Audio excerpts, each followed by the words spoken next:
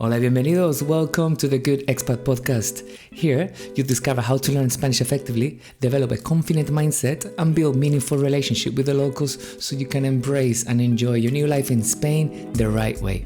I'm your host, Coach Jaime, and this is what's coming up in today's episode.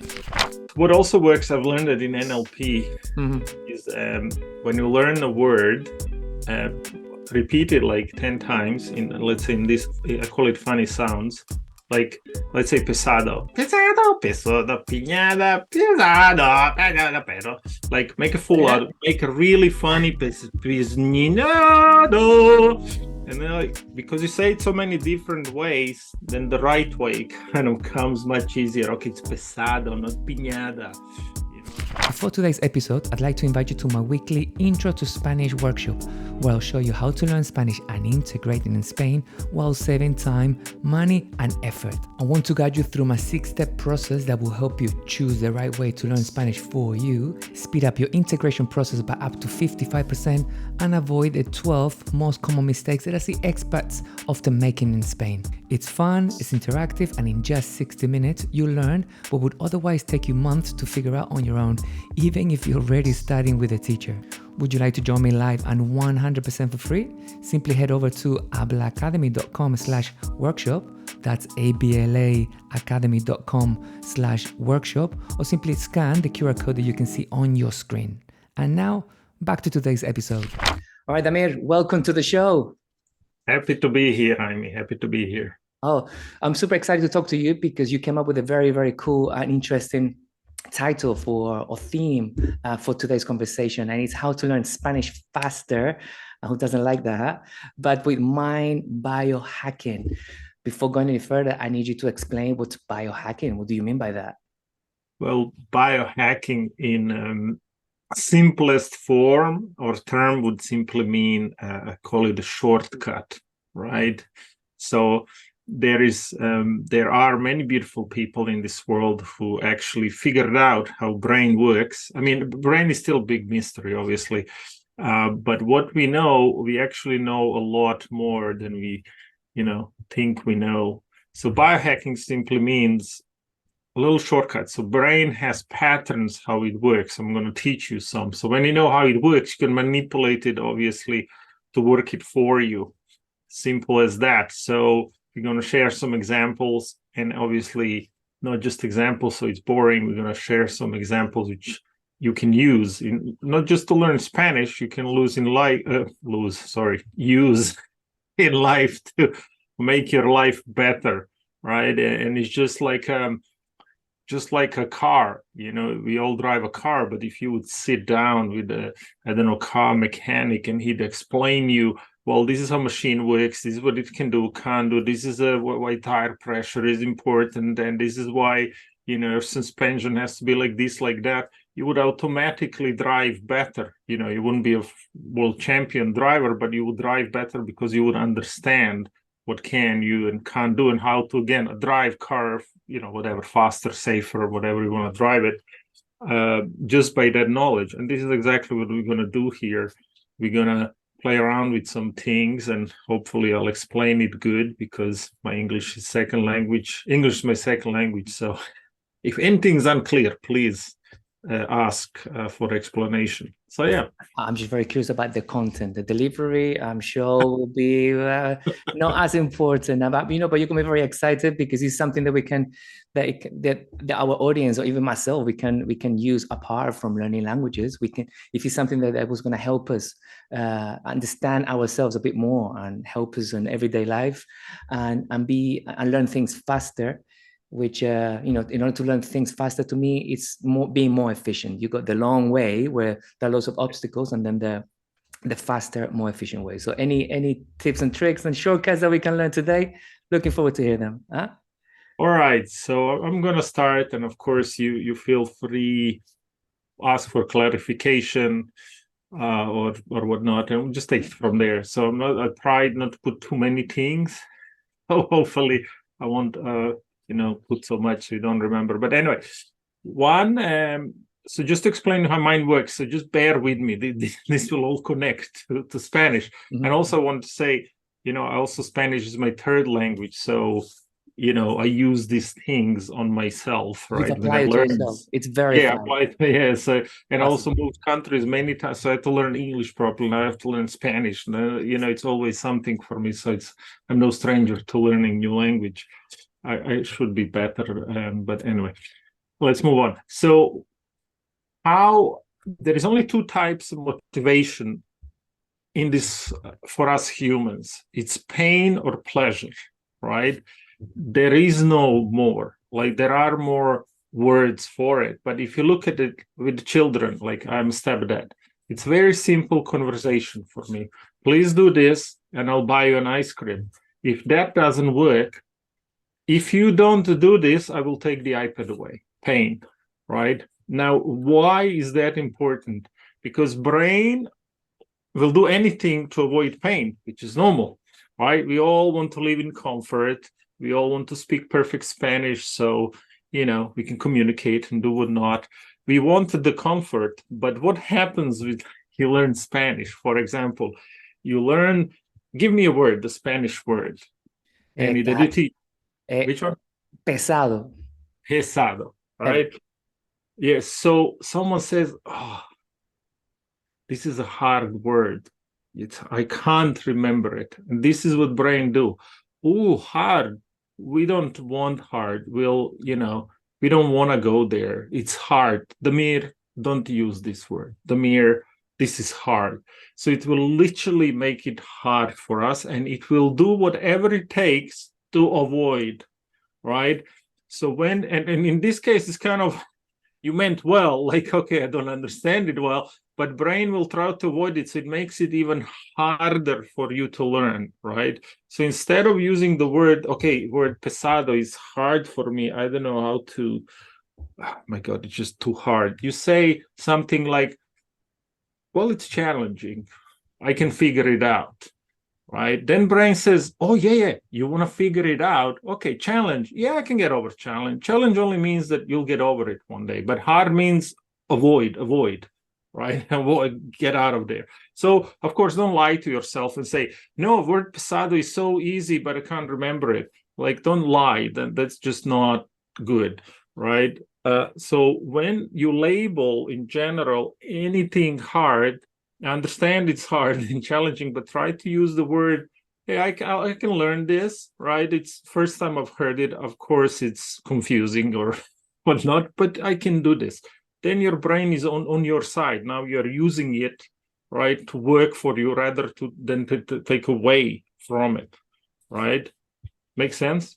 Absolutely, and I'm hearing you talk, and I'm getting pictures of many clients and students that, they all come across a word at a time that they find it hard because for whatever reason, and this is part of learning a language. For whatever reason, you've got a thing with that particular word, right? And it's hard, and I guess I've been trying to make them understand that it's normal, but what I'm learning here with you today is that it's very important to pay attention to the way we talk to ourselves with relationship to that new word, right? And we give it a different type of label. Instead of saying that it's hard, which is an obstacle and it's limiting, we can recognize that the word is challenging, and then in the past we've overcome challenges, and this is another challenge that we have to overcome, and we need to be patient, and then we'll get over it. Is that did I understand you well? Exactly. And after any challenge, the reward comes, right? So as soon as you say challenge, it's kind of also a little bit interesting, or exciting, right? And as you said, there will always be some words that are like, yeah, I get this, and some words like, but it's important, the self-talk, the programming, we call it, it's very important. So that brings me to the point of repetition. So of course, when you hear first time in your life a word pesado, it's like, what? Is this a word? Right? You're gonna have, for some people, it's gonna be, what is this? And they're gonna say, oh, it's hard, I can't remember it. But hey, wait a minute. How brain works? More you repeat something, it's like a pot. If you see a field of grass, it's all high, tall grass. But if you pass by 5, 6, 7, 8, 10 times, there will be a pot, right? And it will be so embedded, right? You will not have to look where to go. It's there. So what we as grown-up people, we got very, very spoiled, and we forgot the past when we were a kid, right? And in this fast moving environment, people want things now, and if it's not now, it's never. But that's really not good. I tell you why. For example, how long did it took us to start walking? I don't know, a year, two, some sooner, some later. So what does kid do? They walk, they fall, they get up and start walking, they fall. They don't think, oh, it's hard, I tried it once, therefore I won't walk. What? So we have to remember that it's very important, even if that word is super challenging new and you literally hate it, repeat it 10 times, 20, 30, 50, you'll remember it. It's simply how mind works, right? And then what happens, it goes from conscious to subconscious. You see, walking, we had to think how to walk, right? Now we don't think. It's like driving. First time you sat in a car, wheel, pedals, what, these buttons, it's confusing. Now you drive, you don't really think. It's embedded in us, right? Because you've done it so many times, you don't think of it, right? For example, I was doing these boxing classes with a friend, a fighter, and I was doing something, I don't know what. And he said, Damir, don't do this. He said, you will develop a bad habit and someone will knock you out. Right. So it came to, repeat, but, repeat it well, like it, because with time, if you look at boxers, for example, they don't think too much. They're so trained, they're reacting, but the way they came there, they had to train themselves a lot, hours, years, right? Okay, don't need a year to learn the word pesado, but it's important to know that repetition is also important, not to give up no matter how hard it is and try to, just repeat, use, repeat. It will stay no matter how hard it is, even if that will be the word where you say, well, that's the word I can't remember, but I know half of it, but it means that. At least you'll know something about it. So repetition here. I feel that the way I try to help my clients, like, okay, remember the words you don't remember. Okay, let's say I just learned that word pesado. I keep forgetting. Okay, but bring attention to that word. Bring attention, because the more attention you bring back to the word, you're repeating it. So you're keeping it alive. So you're looking at many times. So eventually, through all that repetition, it will stick, right? But I definitely believe that repetition is a massive step to eventually let the words sink in. Huh? Yes, it's just again how mind works, and that we call that working with human behavior. Like, people say I'm different. I say, well, as a personality, you're 100% different, but as a human, you're not. And people think they are. No, we are. Whoever created us, we are just humans, and that's how mind works. Now you can say, oh, Damir, this is not true, and try it your own way. Do it. It's not what I invented. I've learned from people who figured out people, a lot more smarter people, and that's how it is. As soon as you accept it, this is the easiest way. Actually, so now do it your own way. But I'm like always a big fan of, let's do it the easy way, even though it seems a little bit challenging in start, but let's do it the easy way. Like, for example, what I teach kids, who kids are, they don't like the homework. Mostly they don't like the school, but all right, I was the same. I always say, listen, if you really don't want to learn a lot, study a lot, come from school, repeat, go through the notes, repeat what you just learned. It will stick because it's fresh and you just repeated it. If you just go and, I'll learn when the test comes, you'll forget everything. It'll be much harder for you to relearn the new thing. So it's that quickness, right? Which brings me to the point, once I went to this very expensive marketing course, and I don't know, my question was, how do I do this or that? And the guy tells me, like super successful guy says, Damir, learn to get things wrong fast. I was like, what? Am I not here to make money? Like, get things right fast. He said, no. Sooner you figure out what doesn't work, closer you're to the thing that does work. So meaning, let's say you learn the word pesado and now you're a little bit not sure how to say it, and then you don't say it, but rather say it wrong. So and people will tell you, okay, that's not the way, say it this way or whatever. So you'll figure it out the better way, easier way, correct way sooner. Mm-hmm. Because if it's inside, it's not perfect. You're not saying it. You're not Spanish native, so you're probably it's not even correct. So there is no way for you to learn it unless you use it. So we say get it wrong. I mean, get it right, but don't be afraid of getting it wrong. Yeah, celebrate the mistakes and the process of getting there, and taking those mistakes and those errors as lessons to get you closer to the right answer. Yes, and a lot of people say, "Oh, what will I say?" People will laugh at me. Well, no one will laugh at you. I realize more I speak Spanish, even if my grammar is not good, but I can speak it. More people will respect you, and the one who laughs at you, you ask them, "Well, do you speak my language?" When people say something to me, say, "How many words of Croatian do you know?" And then it's usually answer is none. So therefore, shut up. And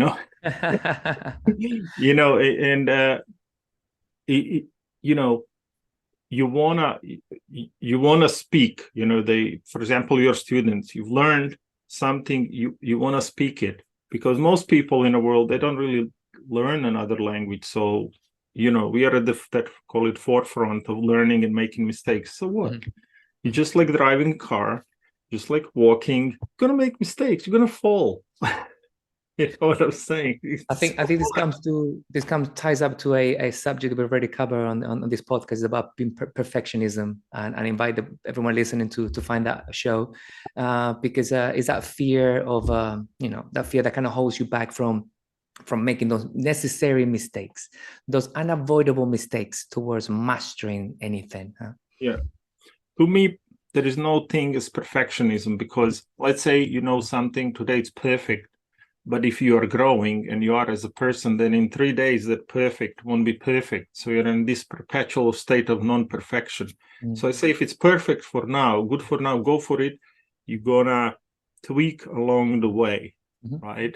And I think that perfectionism thing was invented by, some people have these brains, but a lot of people with low self-worth. So they want everything perfect, because, oh my God, what's going to happen if I fail? People won't love me. Well, people who really love you will congratulate you that you're even learning Spanish, and they're not going to laugh at you. They might, throw a laugh or two, haha, you said this way, but they're not going to, make a fun out of you. And whoever it is, that's not a person that you should, take their opinion seriously.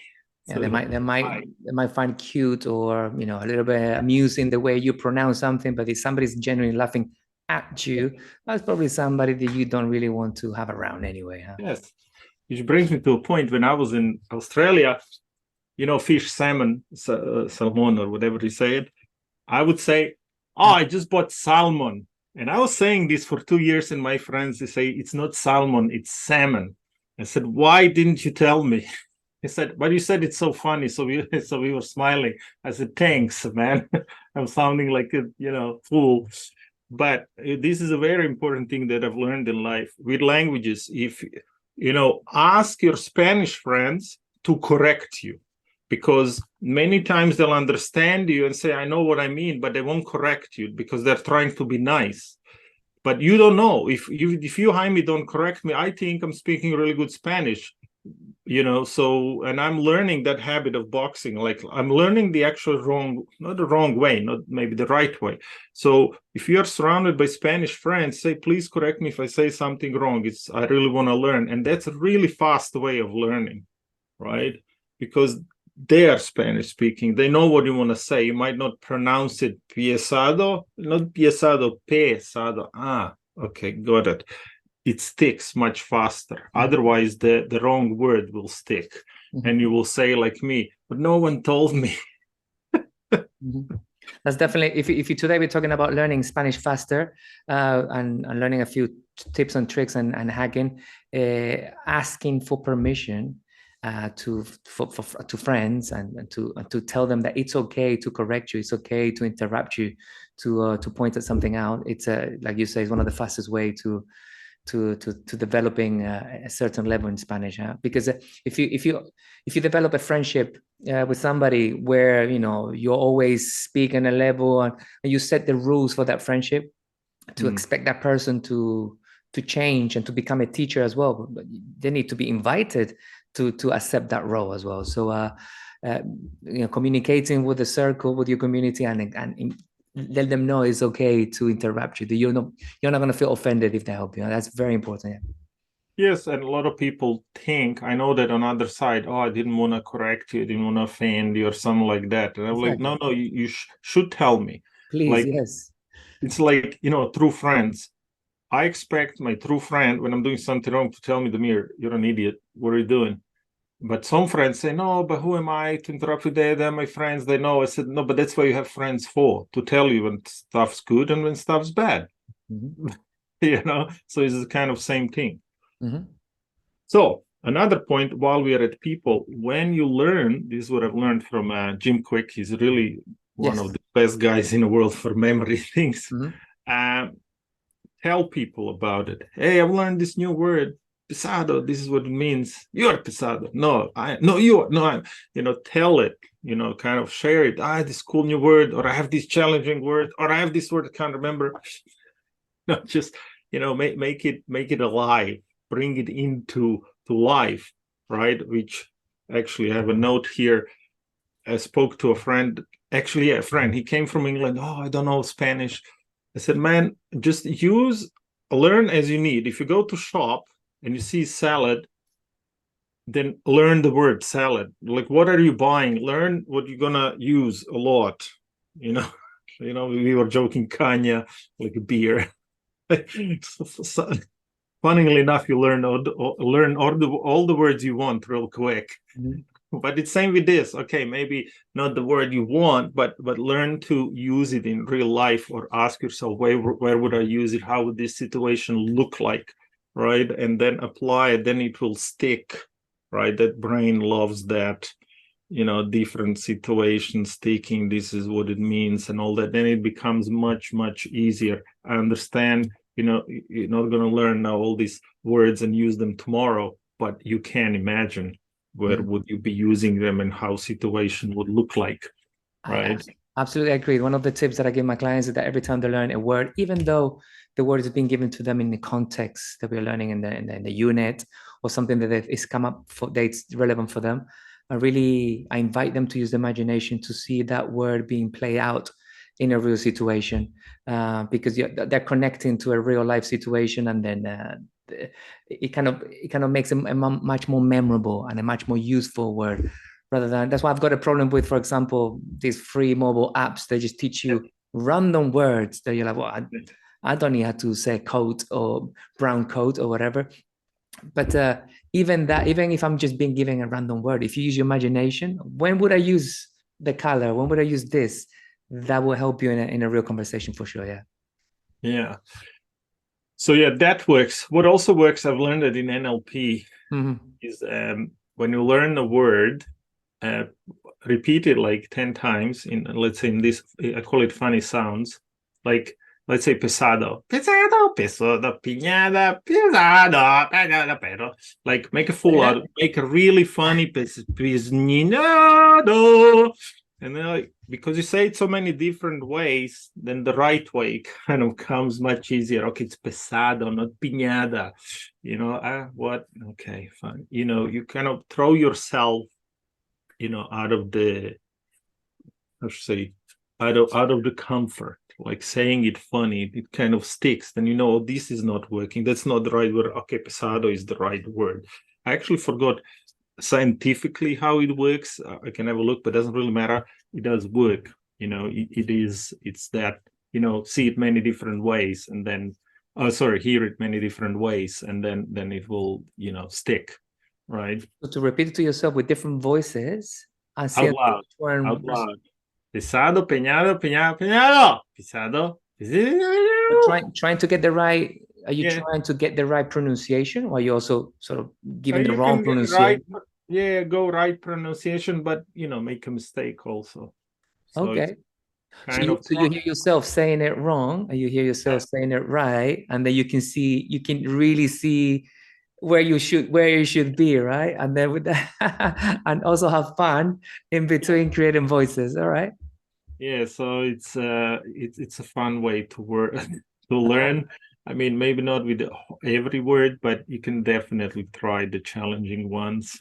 Mm-hmm. You know, We all about trying to come up with these shortcuts for learning, particularly the words that we struggle with. If it's a word that we already, for whatever reason we learn it quickly, we don't need to get ourselves through this process. But for tricky words, pay attention to the different pronunciation.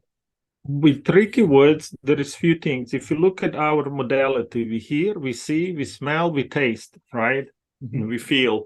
So that also comes from NLP, but also how we experience life. For example, when you read a book of a good writer, what you don't notice, but you notice, is the way they describe. Oh, it was an early morning sun. There was a little mist on the grass, and the first ray of light was there. Where birds were singing in the background. It was gorgeous, orange color. They describe it in all senses.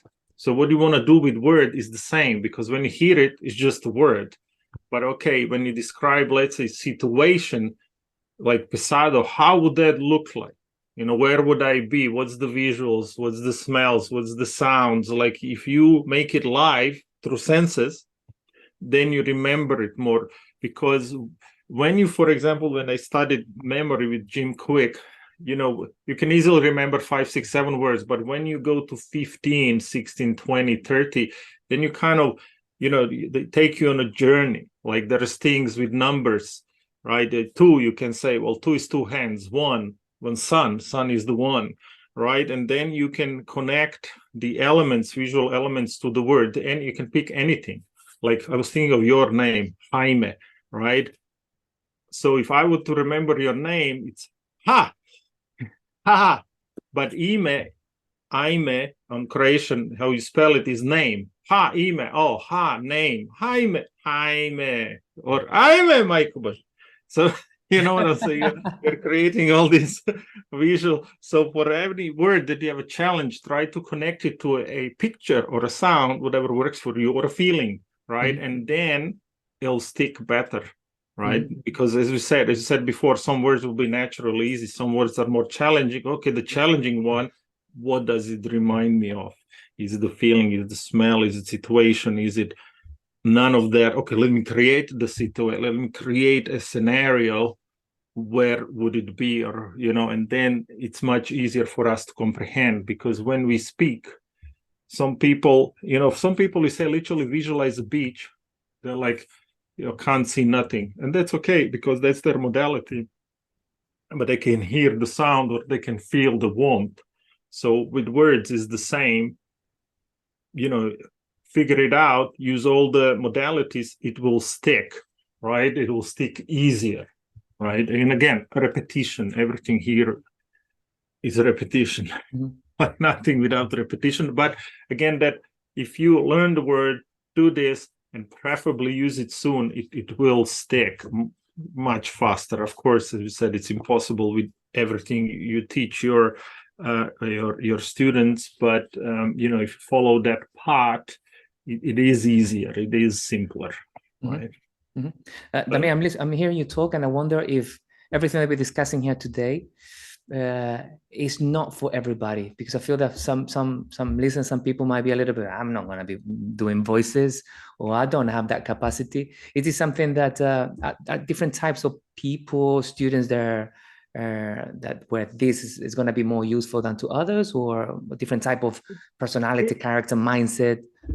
Yeah, it will definitely come to modality they want to learn. For some, sound will be good, for some not, for some visualizing will be good, right? So things like that, it doesn't matter as long as they find the way. These are all little hacks, right?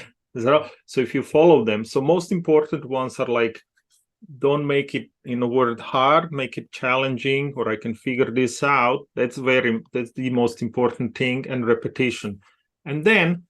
And to me, that, and ask people to correct you. If you do these 3, these are kind of overarching general, right? These are the basics. Like, you build a house, you build it from good foundations. Then the rest, use it whatever works for you. You don't have to use all of it. I don't use all of it. It's just more like, whatever works. Or find your own way. Doesn't matter. What it is. I always say, as long as it works for you, it's fine. right? So, but this one with modalities would work. It's just, there is, some people feel, some people see, some people hear, some people think like me. It has to make sense. So there is a test how to do it, but your students will figure out what works for them, and then it'll be easy. It's only like 4 or 5, so that's all it is. As long as, again, you just show them the way, and then they'll figure it out for themselves. Mira, I think it's a perfect time to do a recap of the tips that I've picked up here from you, because we're here today with Damir learning how to speak or how to learn Spanish faster with his my own biohacking tricks. The first tip that I picked up from you is to watch how we talk to ourselves with relationship to words. So to replace words from hard to challenging, so we can change its labeling and don't provoke that negative reaction from the brain. The second tip that I picked up from you today is the repetition, is of course finding reasons and excuses to pay attention to that particular word, so we can create that path and let it become more smooth, and we can access it quicker. No, the third tip that I picked up from you was that quote, is that learn how to get things wrong fast. So that sounds to me like an invitation to fail, an invitation to a welcome to welcome mistake as an unavoidable process in learning, not just for languages but in life, isn't it? The fourth tip that I picked up from you is to make it real. So every time you learn something, trying to find an excuse to not to show off, but to share it with somebody. Pesado, hey, something pesado. So that the more you're using it, the more you're making that word real. But you're repeating it and it's sticking, and you are eventually, like you said, you're gonna carve that path and that groove in your brain, and things will stick, huh? The fifth tip, which is probably my favorite, it's in order to help anybody memorize words faster, especially with tricky words, is to repeat it to yourself out loud with different voices. Genius. And something I picked up from you in that particular tip is that don't just go for the perfect pronunciation. Don't try the perfect pronunciation. Try to morph in whatever different accents and voices, so we can get to hear it the right way, the wrong way, and eventually we'll decide which was the one that we want to keep. No, and the last one, it's to look at that tricky word and see what that word reminds us of. Is it a smell? Is it a feeling? Is it a sensation? Is it a smell? And that would depend on the type of student that we are, because we're all different type. We have different type of, how would you say, personalities, profiles, if you are more... It's called officially, it's called a modality. Like if you see a lot of artists, like they're very visual. Other ones, you tell them, hey, does this make sense? And the answer to you doesn't feel good to me. They are feeling, and you're like more, makes sense. Like obviously musicians, they're very auditory. For them is the word, the sound. So it's called modalities. And one thing I forgot to say, connect that word maybe to your previous knowledge, right? Okay, maybe it's a new Spanish word, but you're teaching them how to say something they know in different language. So connect it to the situation in your life before. So it's kind of, I felt, pesado with that person in my life. So that's what it means. So it has that So it's not completely new. I mean, it's a new word, but situation probably is not. Right. So bring it to a situation that experience or explore before, and add it to what they learned before. Yes, it's that connection. It's simply how mind works. It loves that. So it's called association. Right? And it's just, okay, I had that situation in life. This is how you say it in Spanish. So it's just easier, right? That's it. Yeah. I mean, I feel that if I keep poking your brain, I think we could come up with a longer list, or perhaps we could wrap it up. We could keep it up to here today, and maybe I can invite you some other time, and we can expand on this list on tips and tricks on biohacking. Yes. Damir, where could our listeners find you online?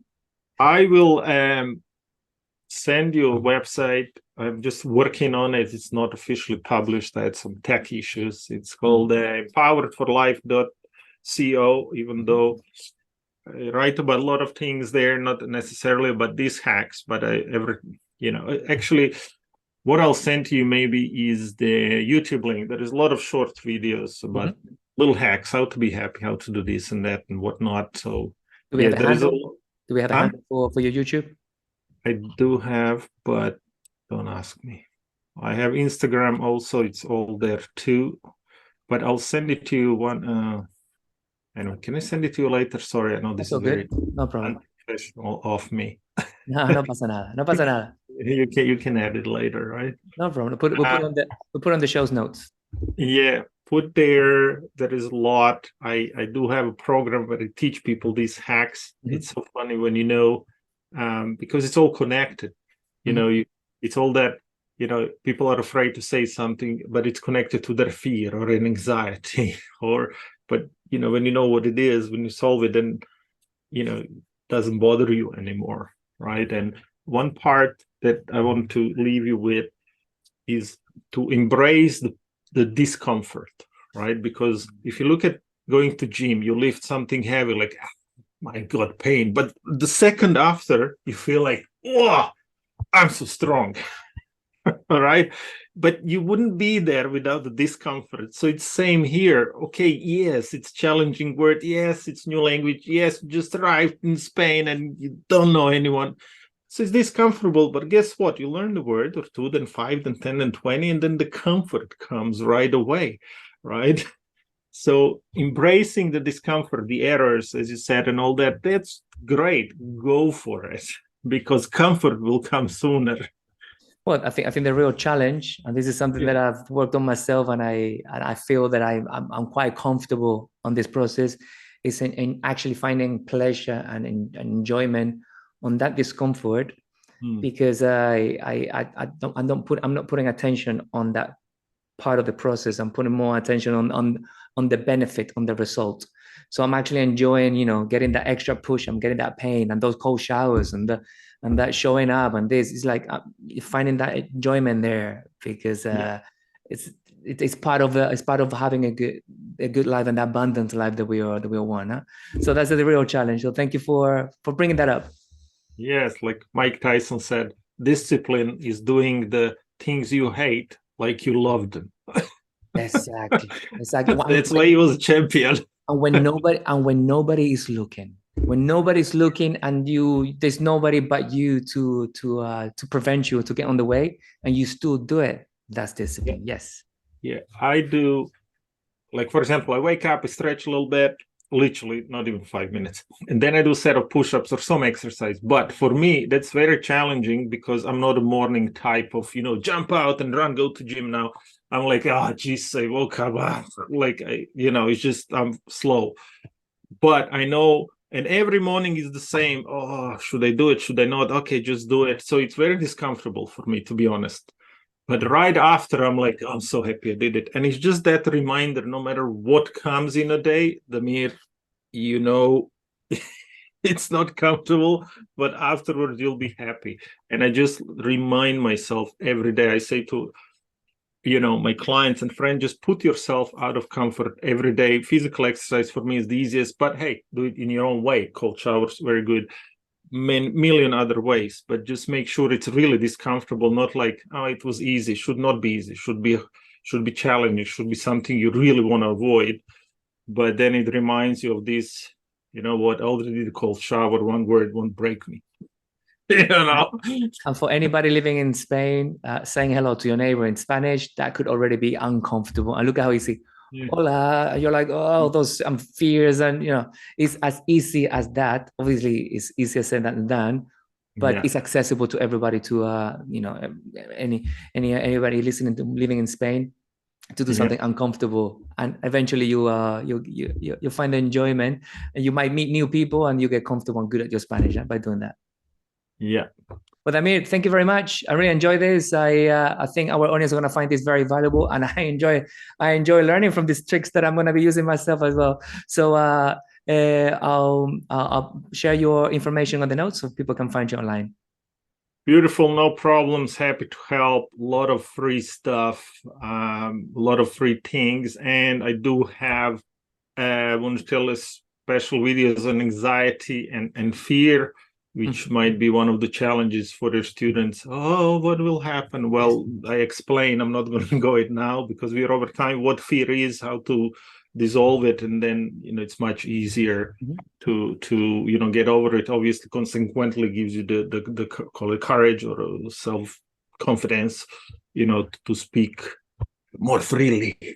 Yeah, that's one thing that I like you in particular, that you are covering many subjects that is so relevant for learning Spanish. So super cool to have you on the show today. It's all mine. I'll talk to you later. There a lot of it comes to mindset, but that's a whole another topic. Not gonna start with that one now. But anyway, thank you. Muchas gracias, Damir. Okay. Cheers, brother.